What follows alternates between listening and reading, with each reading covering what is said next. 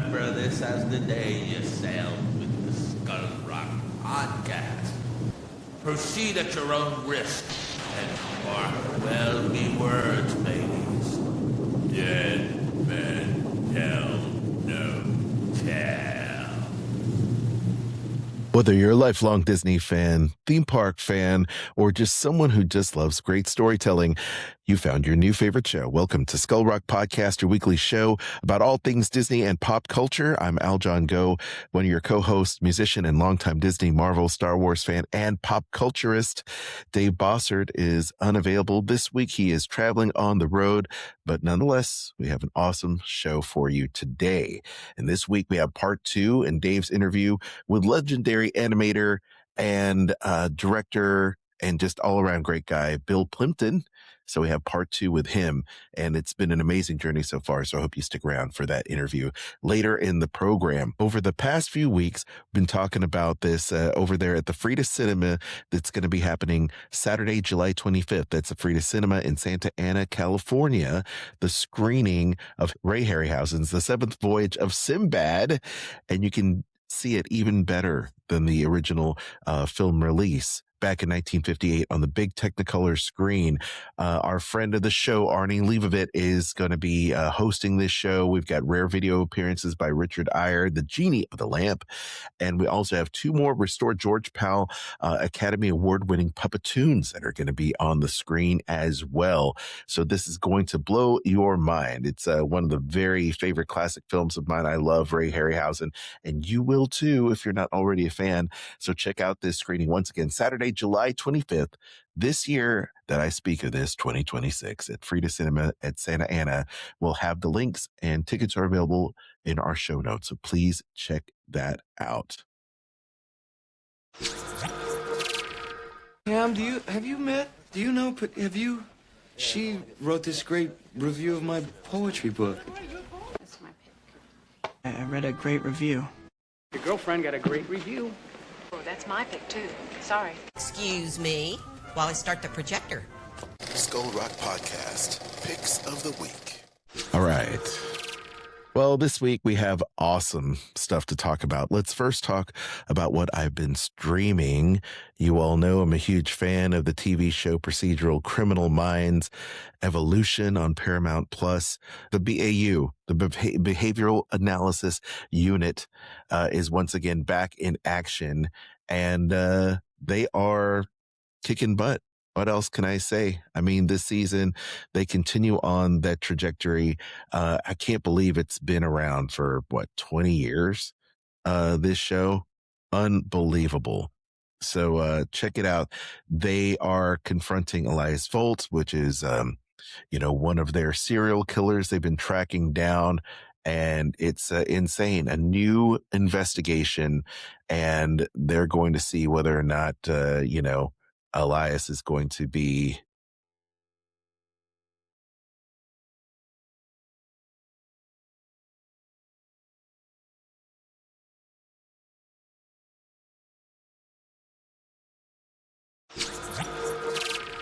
Pam, she wrote this great review of my poetry book. That's my pick. I read a great review. Your girlfriend got a great review. Oh, that's my pick, too. Sorry. Excuse me while I start the projector. Skull Rock Podcast, Picks of the Week. We've got some stuff to stream as well as some movies this week. Let's talk about Criminal Minds Evolution on Paramount Plus. This series is continuing to be fun. This one stands out not only because of the great acting. I love the crew. I love the cast of Criminal Minds Evolution, but I have to say the language. I'm so used to Criminal Minds being a streaming show, but it's great that they've taken the gloves off, and the language is certainly very colorful in this episode, more so than ones in the past. The whole crew is great. Joe Mantegna, AJ Cook, Kristen Vanius. I mean, there's just so many. Patrick Brewster, Aisha Tyler. The list goes on and on. Great stuff. Adam Rodriguez, great acting, a lot of fun. Go out of your way to check out Criminal Minds if you love procedurals like I do. And how about Spider Noir? I love this show. It just continues to deliver. Ben Riley, a season down on his luck private investigator in the 1930s New York, is forced to grapple with his past life following a deeply personal tragedy. This is kind of the Into the Spider-Verse, Spider-Man alternate universe, as I mentioned. And it's really great. I love the fact that Nicolas Cage, starring in this series, is perfect for this role. The language, the accent, everything about it, the costumes, as I've mentioned in the past, the scenery, everything about it is done with a lot of care, and I really appreciate it. I'm here for it. Nicolas Cage is amazing. Lamont Morris, as one of his friends, kind of an investigator, is also great. Karen Rodriguez, who plays Janet, because Ben Riley, Nicolas Cage's character, is a private investigator. He has his assistant, and Karen just steals a lot of the show. She is wonderful, as I've mentioned before. So if you love kind of like the whodunit, if you love Spider-Man and you love Nicolas Cage, it's got everything for you. It's a period piece, it's a superhero piece, and it's nice chunks of it. Once again, this is a great series. IMDb scores it 8 out of 10. I'll agree with that wholeheartedly. Definitely go out of your way to check this out. Now, all right, if that wasn't enough, let's talk about this. I love Masters of the Universe. And one thing I love about this is the nostalgia. I can't help myself. I'm a Gen Xer. I enjoyed Transformers, the original one. I enjoyed Bumblebee. I love, a lot of these, kind of movies like Mortal Kombat and the Marvel Cinematic Universe. So it is super fun.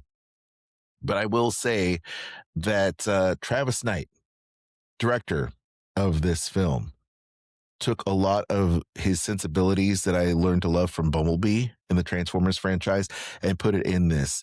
There is a lot of myth and it's fun. It doesn't take itself too seriously. Special effects, costumes, sound, everything was great. And the acting's fun.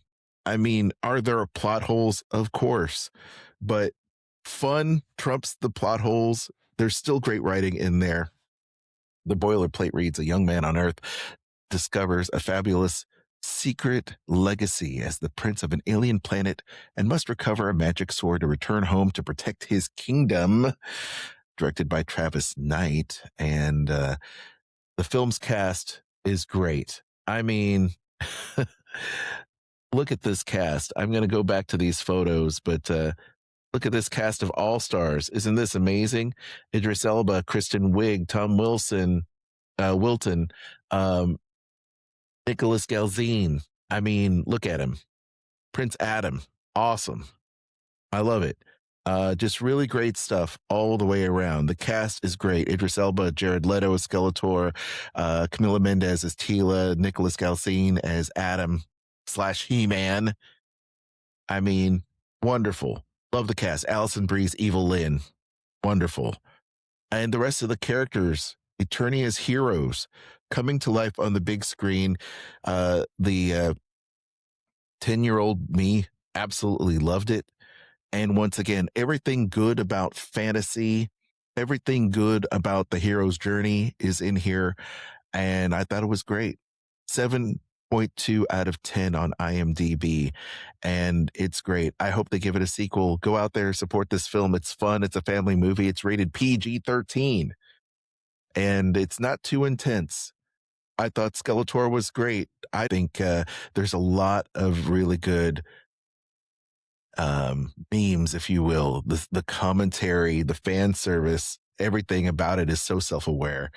And I do appreciate that. So go out of your way to check out Master of the Universe. It's a fun time, guys. It's a superhero movie. It's sword and sorcery. It's action adventure. And the special effects are great. So once again, relive your childhood in a great way to reboot a series, in my opinion. So kudos to MGM Amazon for this one. Something completely different. Backrooms. All right. This movie is real. I kept saying to myself, this is like a total fever dream. This is a drug-induced nightmare. It is found footage, psychological, Twilight Zone-esque, if you will. So here is the boiler for this film. After a therapist's patient disappears into a dimension beyond reality, she must venture into the unknown to save him. It's weird. It's unsettling. Is it jump scary? No, not really. It's not about that. It's about going into the craziness of the mind. What is going on? The entire time I was thinking to myself, what am I? WTF? And there are many moments like that. It screws with you. Chitwell Ejiofor, I want to make sure I say his name right, but plays Clark. Great character. Renate Renziv plays Mary. You might know Chitwell from 12 Years a Slave. You might know him from the Doctor Strange films. Baron Mordo, a great foil for Doctor Strange. He is awesome in this film. Just a lot of fun. And just when you think you know what's going on, it takes another turn. And it is completely crazy. Renate Renziv, who plays Mary, she's great as well. There's a lot of trauma, a lot of things to talk about. But I will say there's kind of craziness around every corner. And it just keeps on coming. And then you think to yourself, what am I? I have a headache. This is insane. I'm being sucked in. And that's what this film does the best. All right. The director is Kane Parsons, and Kane Parsons had put together this kind of backroom found footage thing that went viral a few years back on YouTube. It created a whole kind of underground internet thing where people are posting pictures and stuff of backrooms and how people can get lost and get sucked into people's trauma, if you will. It's a scary place to be in. So this deals a lot with that, where people's brains can go due to different things they experience and traumas they experience, and how people can get sucked in and how people have challenges finding their way back. Are you able to find your way back? I guess we'll find out. Check out Backrooms. It's really strange. 7.1 on IMDb. It was not the movie I thought it was going to be, which is why I gave it a 6. But I could be swayed to 6.5 or 7 on the given day. It's not bad. I didn't think it was a waste of my time at all, but it was different. So if you're down with that, you're going to love it. Check out Backrooms if you do dare. See if you can get out. Skull Rock Podcast. You know, you're like that little arrow on your hat, straight and shining, and that's the way I'll always remember you. I'll always remember you. I'll always remember you. I'll always remember you, Sharon. They hang you, I'll always remember you. In memoriam. All right, gang. This week, we've got some unfortunate passings, some pop culture greats. Let's take a look. Peabo Bryson, at the age of 75, Grammy award-winning R&B singer, passes away at the age of 75. Hollywood Reporter reports he performed on Beauty and the Beast with Celine Dion and A Whole New World with Regina Bell. Man, oh man. This hit hard. You know, Peabo Bryson, the soundtrack for our golden era, the Renaissance era of Disney. So sad to see him pass. The two-time Grammy Award-winning R&B artist, memorable for his work on Beauty and the Beast, of course, and A Whole New World from Aladdin, died Tuesday. He was the age of 75. He had a massive heart attack in 2019, and he transitioned peacefully Thursday, June 2nd, surrounded by the love of his family and friends. So sad. Rest in peace, Peabo Bryson. Also, Wayne Race Davies from Twin Peaks, revival actor, dies at the age of 44. The veteran of stage and screen performed Agent Wilson at David Lynch's 2017 reboot and also appeared on Netflix OA and Alice Through the Looking Glass movie. Wow. So sad. He was 44. His brother, Rodri Davies, on May 30th, posted on Instagram, "It was with profound sadness that my father and I shared the news of that my brother, Owain, passed away. This news will come to a great shock to many. While there are still questions that remain unanswered regarding the circumstances of his death, our understanding at this stage is that Owen passed suddenly, naturally, and peacefully." And that comes from his father. Very sad indeed. So there's his various credits through IMDb, Alice Through the Looking Glass, Away, Serial Killer's Guide to Life on Amazon Prime. Very sad, very sad. Last but not least, maybe you know this gentleman here, Anthony Head, another tragedy. 72 years of age, Buffy the Vampire Slayer star passes away. Also recently in Ted Lasso, Little Britain, and the BBC's Merlin. Wow, Rupert Giles has died. Anthony Head, the British actor from Buffy the Vampire Slayer. That's how I'll remember him. He was 72. He died of complications from pneumonia. His daughters, Daisy and Emily, said in a statement Friday to the press, "It is with heavy hearts we announce the death of our extraordinary father, Anthony Head. He passed away peacefully over complications due to pneumonia, surrounded by his family." Man, oh man. Man, oh man. Well, gang, that wraps up our news for this week. Now, stay tuned here. It is interview time. Let us get back into the hot seat. Dave's interview with our guest. This is part 2. Bill Plympton, animator, director, all-around nice guy. Super talented. Love his art. Love his animation. Right here on Skull Rock Podcast. Hey, let's chat. Let's chat afterwards. Let's chat. And he said, let's chat again. Skull Rock Podcast, interview time. Well, Aljon, we are back for week 2 with producer, director, animator, award-winning animator, and cartoonist, Bill Plympton. Bill, welcome back to the Skull Rock Podcast. I'm happy to be here. How you doing? I'm doing very well. I really enjoyed our conversation last week. I thoroughly enjoyed your stories about the Academy Awards. It gives our listeners a little bit of insight into that award ceremony.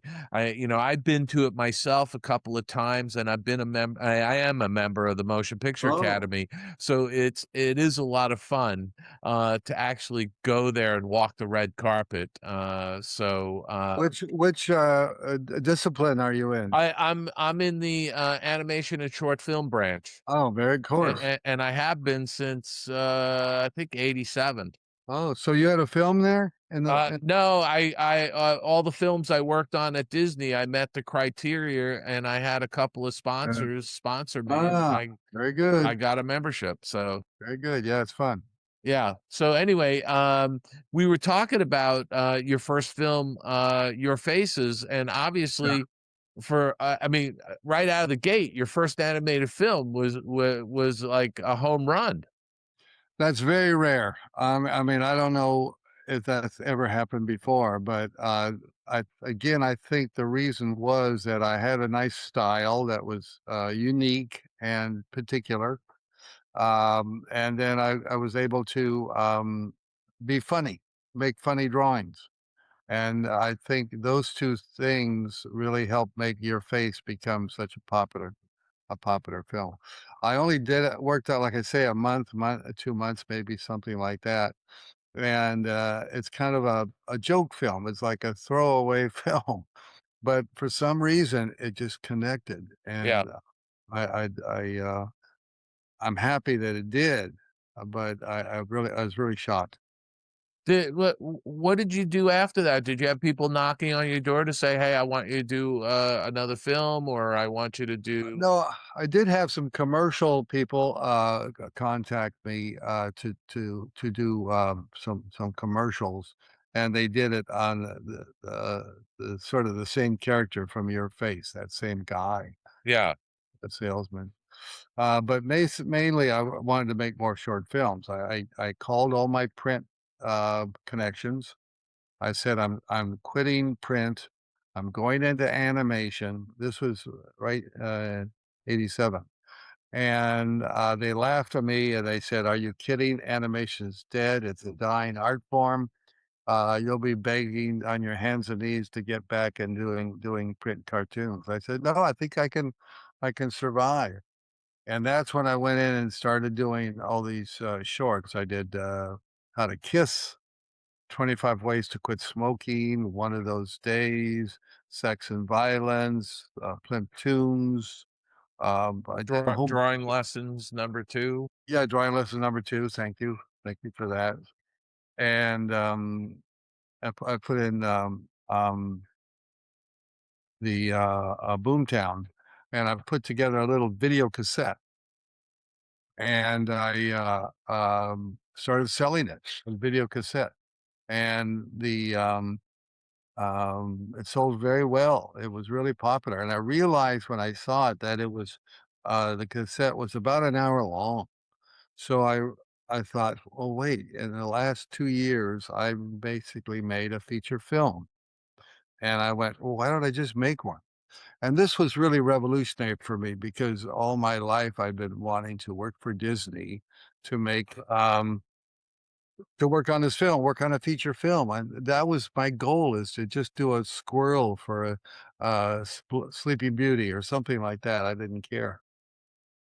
And then I had to change my whole reality and think about, wait, why don't I make a feature film myself? Why be a bit player for Disney and not a make your own, not um make my own film. That's what I want to do, is make my own film. Let me just sort of unpack that a little bit, because you have this great success with your face, Mhm. and you win a bunch of awards, and you decide, I'm not going to do any more gag cartoons. I'm just going to do animation. You start making these short films. Right. How you support yourself? Are you doing commercials as well, or? Well, before I mentioned Spike and Mike Yeah, and Terry Thorne, the Tourney of Animation, they were really doing well. They had sellout shows, huge, 2,000 seat arenas showing cartoons. yeah. He would show them at the Comic-Con in LA and San Diego. And they bought my shorts. They bought every one. In fact, I got in a bidding war on How to Kiss, and that was exciting. So that was your revenue stream. One of them. Okay. I also was doing these commercials, Yeah. and the commercials paid extremely well. Yeah, back then it did, right? And $60,000, $70,000, $80,000 Yeah. for a commercial. I could do it in 2 weeks, so Yeah. it was good money. It was money I'd never dreamt I would ever be making. It was really great, and Yeah. it lasted for about 10 years. For 10 years, I was the it guy. I was in MTV. I sold a lot of stuff to MTV. Yeah. And then I did a Madonna music video and a Kanye West music video. And that was the period for music videos. That's when MTV was again at its sort of apex, if you will. Yeah, you're right. And yeah, go ahead. Yeah, so I was really, and I'll see you later. See, Tristan's coming tomorrow. Okay. Sorry about that. Oh, no worries. You got a working studio. Yeah. Yeah, it was embarrassing to have all this money, and I didn't know what to do with it. So I bought a loft here in Chelsea, in New York, and that's where I live now. So it did pay off. All this. So is your studio your home? No. Okay. No, the studio here, I rent this space. Oh, okay, gotcha. It's big. I just have too many. You can't see, but over there, there's maybe 40 big boxes of artwork. So you have your archive is there. Yeah, and those sell very well too. We do a lot of sales with that. Yeah. So that's another source of income. But that allows you to create whatever short film you want to do. Yeah, that's why I'm really independent. I make films that I write the story and I do the design and I do all the backgrounds, and that's the fun for me. That's the fun part. Do you do you feel like the commercials basically are the sort of the safety net for you to do your own short films as an independent filmmaker? Not anymore. I maybe get one commercial a year now. I had a what was it? I did a Nike did a Nike spot. But now, Is it just because the commercial business is just changed? yep, Because the entire broadcast television is almost sunsetting, and the streaming platforms, people are paying for their content, and yep, and so the commercial dollars are going to different places. yeah, absolutely, absolutely. But I'll tell you where I get my income these days because it's from different sources. It has to be. I do make appearances. I just got back from Ireland where I did a master class and I showed some of my films. And I go to a lot of Comic Cons. Those are really big. I'm going to the Brooklyn Comic Con and then the New York Comic Con, and I sell a lot of merchandise. Merchandise is very big. As I said, these boxes of original art sell very well. You know, it's original. In fact, I'm starting to run out of these drawings. Is that from your face? That's your face, yeah. Yeah. And I have to raise the price a lot because I only got like a few left. And if someone wants to do a gallery exhibition, I don't have any drawings. Yeah, yeah. So that's another source of income. The sales of my films on Blu-ray now and on online, I'm making money. I'm starting to get organized online and try and make more of a market, more of a seller's market for me online. And there was one more. Oh, and I work on documentaries too. If someone wants me to draw a historical fact or something like that, they don't have resource to, I will make it up. So I've done a lot of that stuff. So there's multiple ways to finance my films. I'd really like to just sit in here and talk about this for a moment because a lot of our listeners, are concerned about the state of the animation business, about the difficulty of finding work. Last year in particular, it was very difficult within animation, at least out in Los Angeles, from a lot of the colleagues and friends I have out there. Um, uh, because of a variety of reasons, and I keep saying, and I my podcast partner Aljon and I have had this conversation a number of times, that today there are so many resources available and so many distribution channels online that you can really get your work out into the marketplace more so than you would have been able to do 30 years ago. Absolutely. And that's wonderful. That's really spawning the second golden age of animation. There's more animation now. One thing I do want to mention to you, when I did the tune, independent feature film animation was unheard of. Right. And the tune was somewhat successful. It wasn't a huge success, but it was somewhat successful. And now everybody's doing independent animated feature films. It's phenomenal. They got their little laptop here. They can do everything on that. That you don't need a lab or a big camera or a paper and a big drawing board. It's all so much easier now. Yeah, And the barrier of entry into doing it is so low now, right, because all you really do need is a computer and maybe a software program, and even with the software programs, they're monthly subscriptions. You're not paying $800 for a software package, right. Well, I modestly like to take credit for that. So I was the first guy to really make a feature film by myself. I did every drawing myself, and now it's common, and everybody does it, and I'm glad for that. I'm really happy for that. And do you feel as though the advent of crowdfunding platforms is another thing? Because I know, but by the time this interview airs on Skull Rock Podcast, you will have completed a Kickstarter campaign, right? Right, that's true. It's for a music video by a friend of mine. It's a very wonderful song because it's more about love and compassion and happy moments. Whereas today, as you're probably aware, things are really crazy in Washington and it's a lot of anger and fighting and infighting. And I wanted to do something that's more upbeat and comforting. And so that's what this film is, You Know I Love You. That's the name of the song, and I think it'll be out sometime, in the summer, maybe. Okay.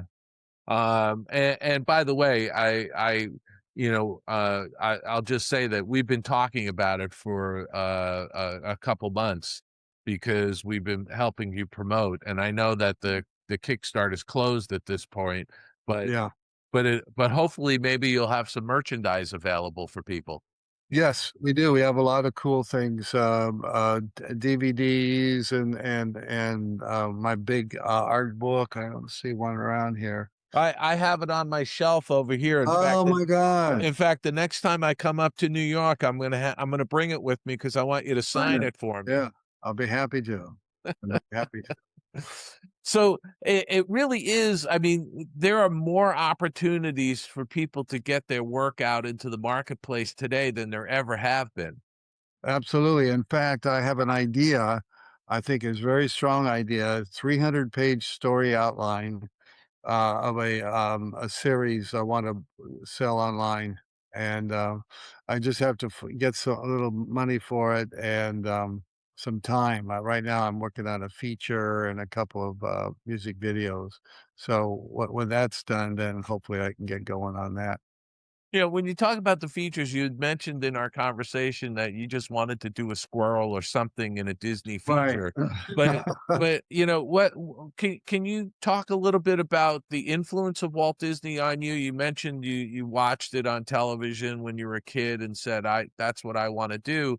But Uh-huh. having watched a lot of the Disney feature films from the golden age, what are your thoughts about the type of work that was done? Well, it was amazing, but not only Disney, but also Winsor McCay. I found Winsor McCay a little bit later on, and he's the one who was really the pioneer. He was a little bit like me in that he did his own stories. His films were very surreal. He was very independent. He could draw like a mother. I mean, his drawings are just way beyond. In fact, Disney never really was able to compete with Winsor McCay's drawing until Snow White. But it took him that long to catch up to Winsor McCay, and so he's my hero. He influenced me a lot, but definitely Disney. When I was younger, I loved all the Goofy films, the shorts, because they were really wild and crazy and very surreal, and that was a big influence. But Disney also showed me how to market, how to sell something, how to promote something. That was really important. I mean, he influenced everybody. John Lasseter wouldn't be here without him, and Marv Newland, and all the greats. All the greats were influenced by Disney, and so he was just. I mean, I'm sort of a student of Disney, having worked there I'm for sure, yeah. for decades, and sort of as a historian writing about a lot of aspects of Disney history. I mean, to me, I kind of look at Disney as not just the master of developing animation and creating the first feature film, but also marketing Yeah. and getting his merchandise out into the Right. world, so wherever somebody looked, they would see something that was a Disney character, Mickey Mouse or Yeah. whatever. Yeah. And that was something I don't think that, like, the Fleischers really had the ability to do No, or they thought never did. about doing, Yeah. and when and hence their studio eventually went away. Yeah, right, right. He was in my opinion, he was the greatest entertainer of the 20th century, because he went in so many directions and was so powerful. his imagery. I mean, Mickey Mouse was everywhere. Yeah. No one can compete with him. Which added to its popularity. It had to have. Sure. And one of the reasons why I think Oswald the Lucky Rabbit just, eventually died off. Which Yeah. if Walt actually had owned Oswald when he did those first 26 Oswald cartoons, Yeah. Oswald could be the Mickey Mouse, Yes, right. You're right. but once it went to Walter Lantz and then started morphing into what I like to call the Nesquik Bunny, by 1937, Oswald was a has-been. It was gone. Yeah. Yeah. So, but the idea that you wanted to work there, when did that kind of wear off? And you said, hey, I just want to do my own short films and I have my own particular style that I want to put out in the world. I was going to save this story for the end, but I guess I'll have to say it now.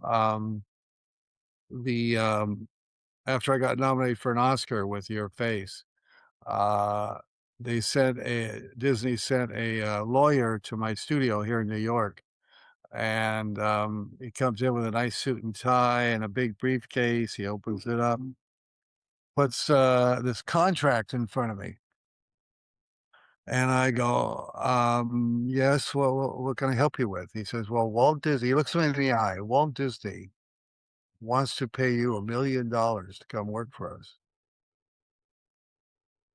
My God, this was my childhood dream come true. It really happened. Here I am. Is this like 1987, 1988? Yeah. Yeah. Okay. They were gearing up for Aladdin. They wanted me to do the genie Aladdin because my character changed his face so much. They thought I could do that. And I think I could have done a good job on it. And anyway, I said, wow, that's so exciting. I'm really happy. But can I still make my little short films on the weekend? Because I like making these funny little shorts. They said, yeah, you can do that, but we will own it. And I said, well, what if I tell someone a funny story? Well, we own that. What if I have a dream? Well, that's ours. And that's the way they work. And I just felt like, what's the fun doing, some person's idea, other person's characters, other person's backgrounds. But I thought I had some good ideas that I wanted to create. So I said no. I said no to Disney and $1 million, and I wondered if that was a good idea. What was the guy shocked? I don't know. Do you remember? Do you remember his name? No, he was a big guy though. Remember, he's a tall guy. Man, 35, 40, something like that. I don't know the name. He was some lawyer, Yeah. Came to New York looking for animators, and I could be living in a mansion in LA with a fancy car and have someone drive me to the Oscars. But I tell people that every morning when I wake up and I go to my drawing board and draw whatever the hell I want, and there's no one behind me saying, no, you can't draw that. You have to change that. To me, that's worth more than $1 million. Sure. And that's why I'm still independent. Yeah, so you have the freedom to express whatever you want to express without somebody saying you can't do that.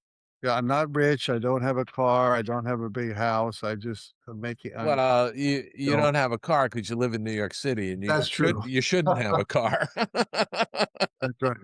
That's right. That is an amazing story, but it's also a story that sort of says who you are. That you're more interested in the art form and doing the independent work than you are in working on a feature. Did you see Aladdin when it was finished, and what did you think of it? Yeah, it was good. It was really good. I would have done it a little bit differently, a little more edgy, of course, and I probably would have been censored. So I don't think it would have worked out. So all's well that ends well. Yeah, I suppose. So, But I tell you what, yeah, I still lecture at Disney. I love going out there. They treat me so well. yeah, I do remember something funny. I was at the Comic-Con in San Diego. This had to be like 15 years ago, I think, maybe 20. And I heard they're having a Disney party. And I went, oh my God, I got to get in. And I think oh, you know what? I ran into Ralph Bakshi. uh-huh. And I said, Ralph, can you get me in the Disney party? He said, well, I'm not invited either. So we kind of, not me, but Ralph bullshitted his way in, and they let us in. And as I was walking in, I would hear this, there's Plympton, there's Plympton. And somebody else, Plympton's here, Plympton's in the house, kind of thing.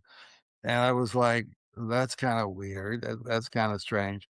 But so it shows that, even though I don't have the money and the distribution and the fame that Disney has, people are still fans of my work. They Sure. still like see what I'm doing, and I think they appreciate that I'm taking animation in a different direction.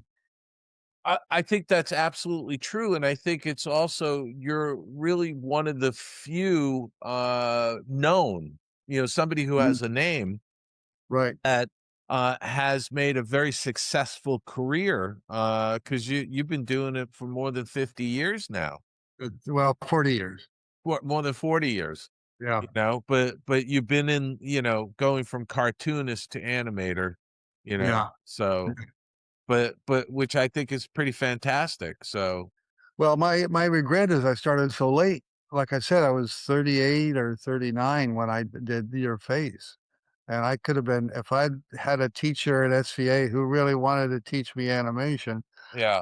I could have had another 20 years of animation. And they didn't at that time when you went to SVA, there wasn't a robust animation department. No, nope. It eventually came into being. In fact, I built a animation stand. We needed another animation stand, so I bought a bunch of 2x4s and built a very crude stand and put in a Bolex 16 in there so people could shoot, pencil tests on the Bolex to test out their films. Wow. Wow. Now all you need is a good digital camera. Boy, that's for sure. Yeah. On a tripod, really. Yeah, that's it. I mean, you don't need a lot. Yeah.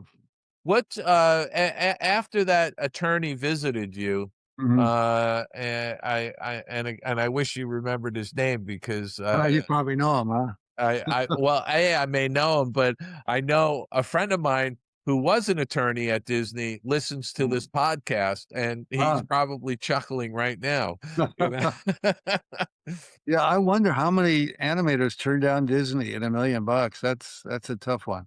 That's a hard one. Yeah, I think also there's been a lot of really good animators who have come through Disney who have been there for a few years and decided, you know what, I gotta get out of here. Yeah. I gotta go do something different, and I can see both sides of that coin, having been inside the organization for more than 3 decades.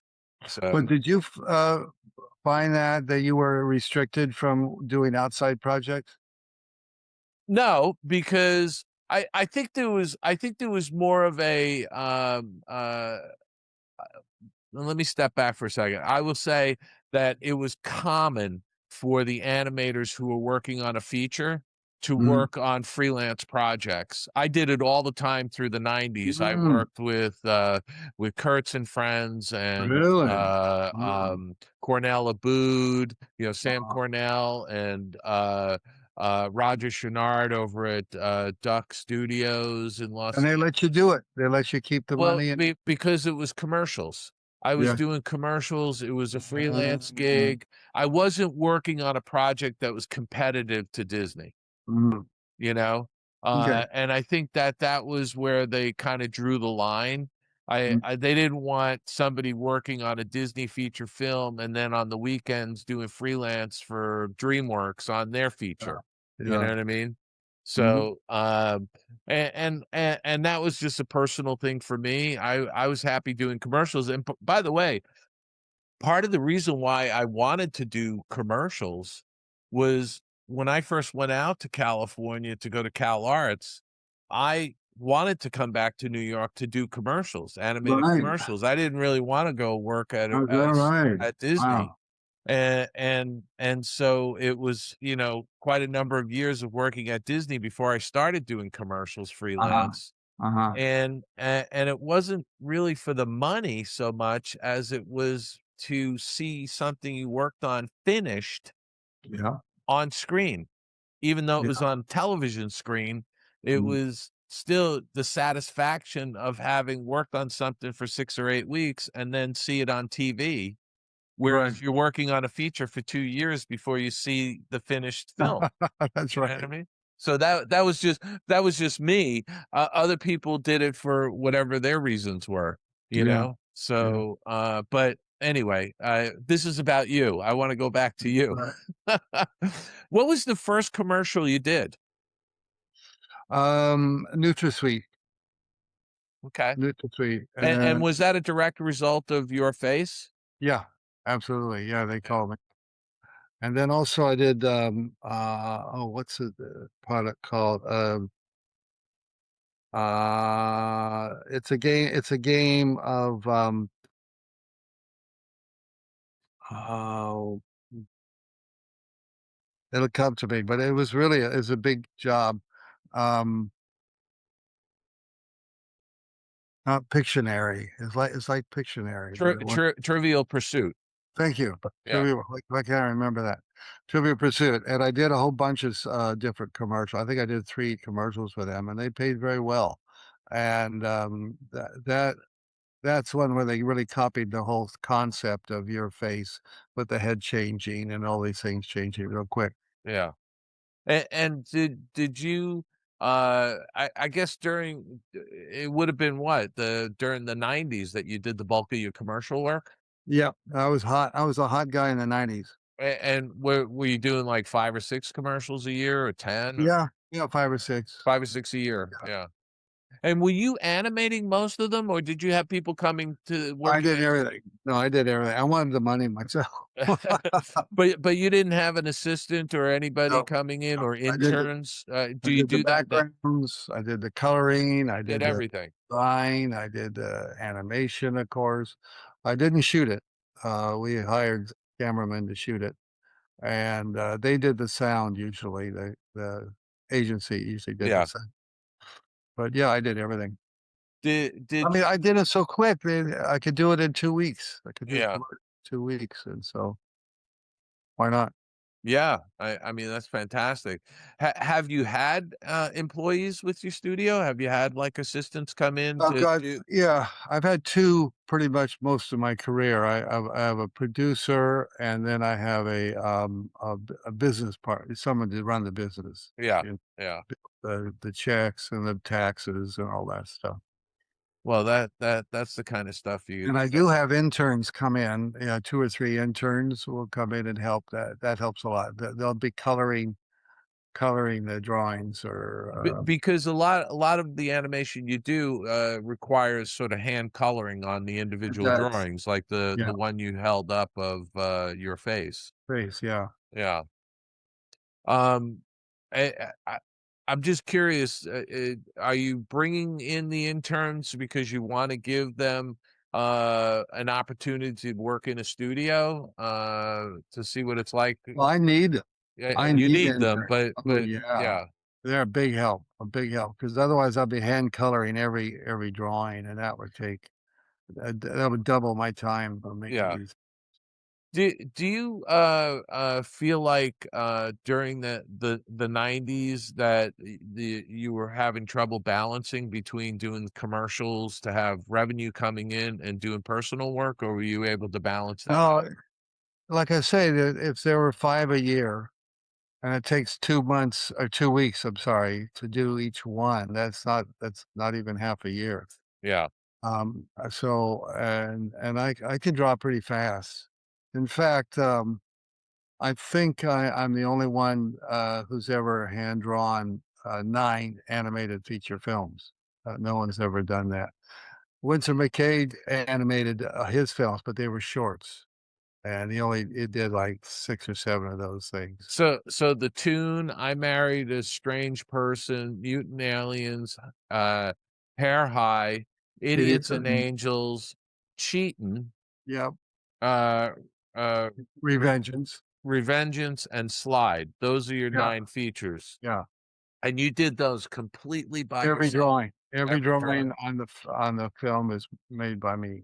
Created by me. Wow. Wow. Miyazaki's never done that. Disney's never done that. Tex Avery's never done that. I'm the only one that's.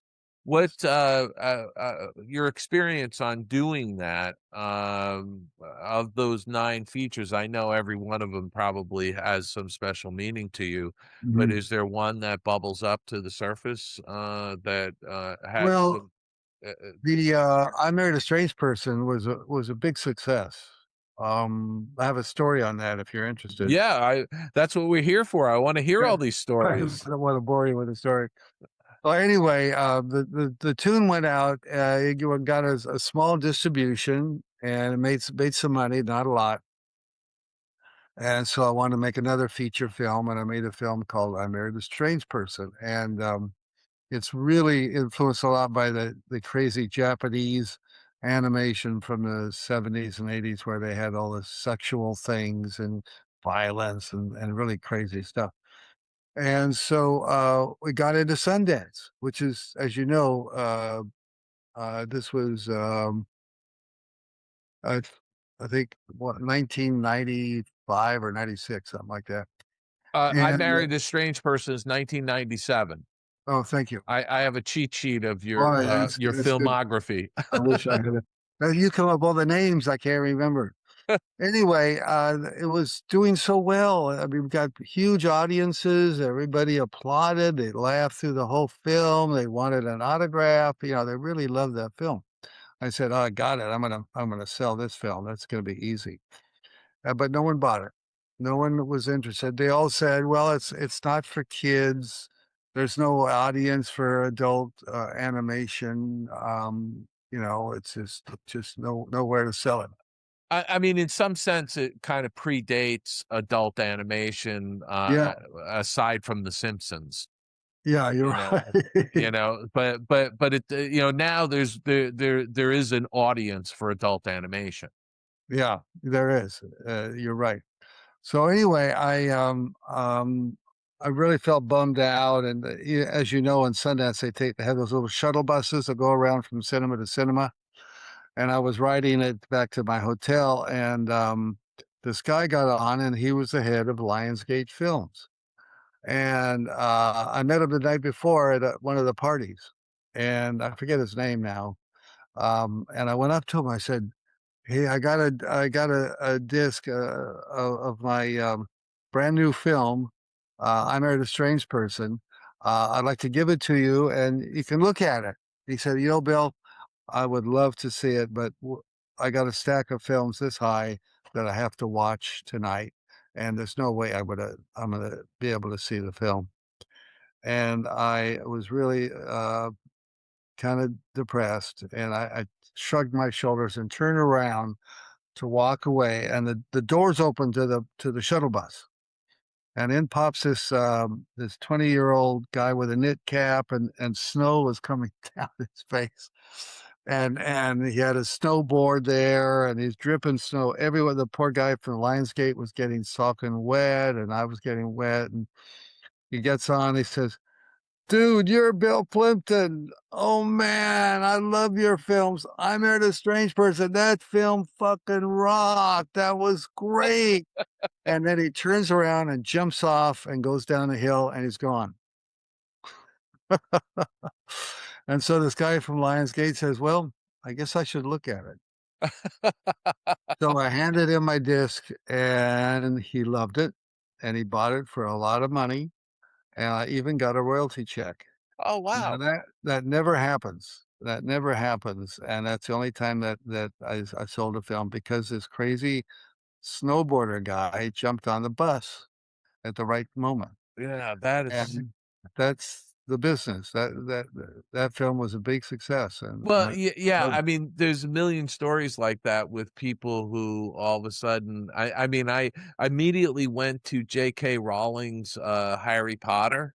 Yeah. And she had been turned down by every publisher right. in the business, and sent it to Scholastic Books of all people, that used to sell books to kids in classrooms. You get the catalog and you check off, and the publisher of Scholastic gave a couple chapters to his 11-year-old daughter, and she came back and said, "Can I have some more of that to read?" Wow. And then he was like, "Oh, okay, maybe we'll do that." And that's how Scholastic got the Harry Potter. I didn't know that. That's Yeah. a good story. It's crazy, but that's the way of the world, I guess. Where can people see I Married a Strange Person now? Is it online? Yeah, it's online, and we do have a brand new Blu-ray edition. It's got a little booklet in there. It's really deluxe. It's very deluxe. And right now, there's collectors out there that are collecting all these films that are very rare and a big production. And so that's where I've been making a lot of my money with this company. So are all 9 of your feature films that you created, are they all available on Blu-ray? No, it's Deaf Crocodile. I don't know if you know Deaf Crocodile. They're the one producing it, and they're going through my group of films one by one, and they're up to Hair High right now. Okay. High's coming out, so they're about halfway through my thing, and then they're going to put out a big box set, of all my films, and they wanted to bring all my shorts out also. I have about 100 shorts. That's fantastic. I mean, again, I sit there and go, with the streaming services, it should be a no-brainer for them to be able to put some of the stuff onto a streaming service too. Yeah, absolutely. I don't have the connections. I really don't. I think people are afraid of me that I'm too adult, too twisted to put online. But I mean, they're really, really entertaining films. They're very funny. Yeah. We're starting to bump up against time, but I want to pick up this conversation again next week, and start talking a little bit about the state of the animation business. So I'll give you something to think about. And then after that, I want to talk to you about the technology that's come into the business, because it's really reshaping it, and get your thoughts on that, as well as some of these artificial intelligence AI programs that are starting to pop up. I'd like to talk about the features too. The features are really interesting. Yeah, and all the features that are coming out, and whether we're getting saturated with them or not, or no, they sell very well, he says. Yeah, so they're very popular. All right. Bill, it was great having you back on the Skull Rock podcast. I look forward to talking to you again next week. Thank you. Okay, I'll be here. Let's get out of here! Come on, Scotty, let's get out of here. Let's get out of here. Let's get out of here. Let's get out of here, Lieutenant. And there you have it. Part 2 of animator director interview, Bill Plympton. Wonderful. Great stuff there. Gang, thank you so much for tuning into our show. Once again, we appreciate it. If you love Disney and pop culture, please subscribe to the show on your favorite podcast platform, as well as give us a like and a follow on all the socials. We would appreciate it. The entire archive of shows you can find on our Spotify, skullrockpodcast.com, also on YouTube. Please check that out. Also, audio is available there on YouTube as well. And you can also email Dave and myself, Dave or Aljon, Aljon, at skullrockpodcast.com. Once again, check me out. I'm on Instagram and X. You check out Aljon Go on both platforms. You can also check out Dave with Tunes Behind the Tunes on Sirius XM Disney Hits, channel 133. He is checking out, he is talking about The Hunchback of Notre Dame this month. So please check it out over there, Tunes Behind the Tunes on Sirius XM. Also check out Old Mill Press, where you can check out Dave's new books, the recently released Art of John Keenmaker, An Animator's Garden. You can also check out A Spoonful of Sugar, the story of the Upjohn Pharmacy at Disneyland by Stephen Hall. All the links for everything there at oldmiddlepress.com. You can even check out all of Dave's stuff, including great essays, information, behind the scenes, and some awesome stuff that you can have signed by him at davidbossert.com. Links are in the show notes. Also, check out my other podcast there, Dining at Disney podcast, where we host new shows every single week and new content, tips and tidbits about navigating through the park, and of course, dining reviews for all things Disney food. You're going to love Dining at Disney. Check it out. Once again, thank you for listening. We do appreciate it. Like Dave says every week, take care of yourselves. Take care of yourselves. It's a crazy world out there. And we'll see you next week for an all new episode of Skull Rock Podcast.